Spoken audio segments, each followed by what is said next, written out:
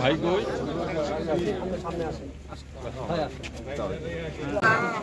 আপনারা ভালো আছেন সবাই? আমরা তো আজকে হুজুর